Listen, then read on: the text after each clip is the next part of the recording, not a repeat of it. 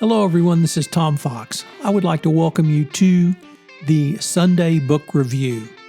The Sunday Book Review is the series where I discuss books which impact the compliance practitioner, the legal professional, and the business professional.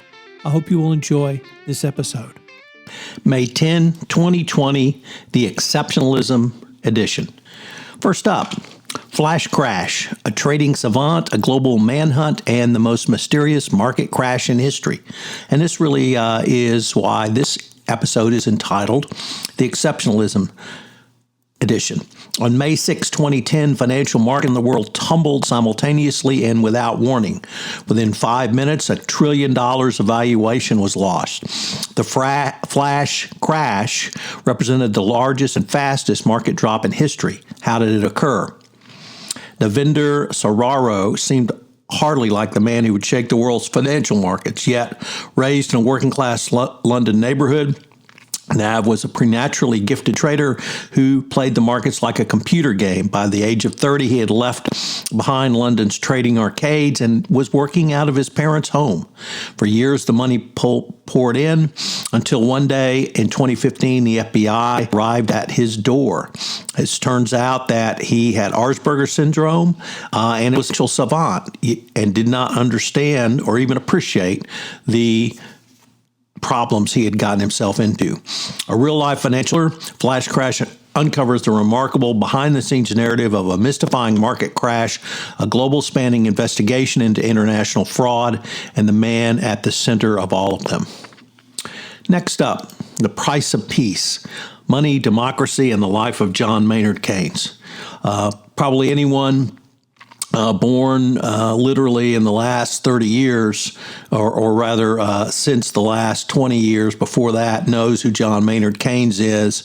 And as one of the 20th century's leading, if not the leading academic, he was part of the World War I post-economic world. Swept from his placid home in Cambridge University by the currents of conflict, he thrust himself into the halls of European treasuries to arrange emergency loans, packed off to America to negotiate economic combat.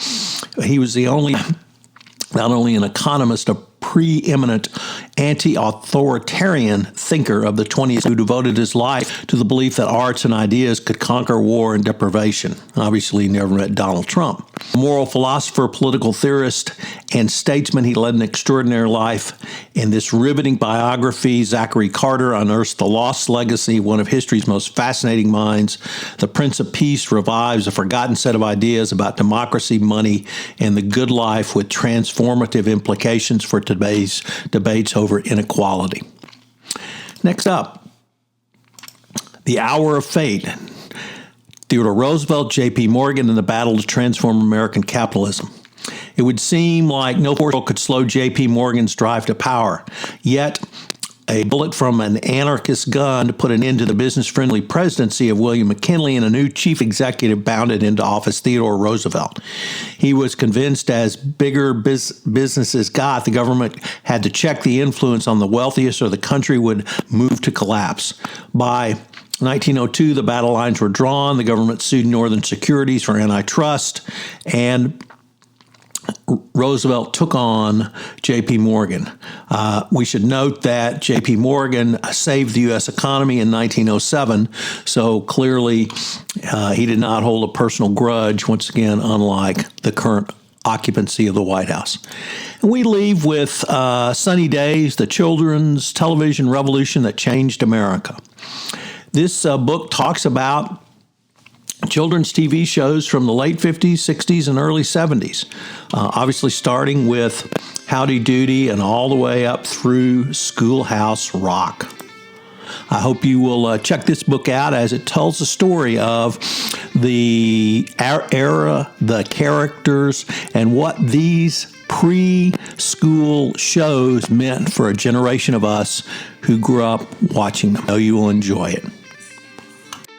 Hope you've enjoyed this production of the Sunday Book Review, a production of the Compliance Podcast Network.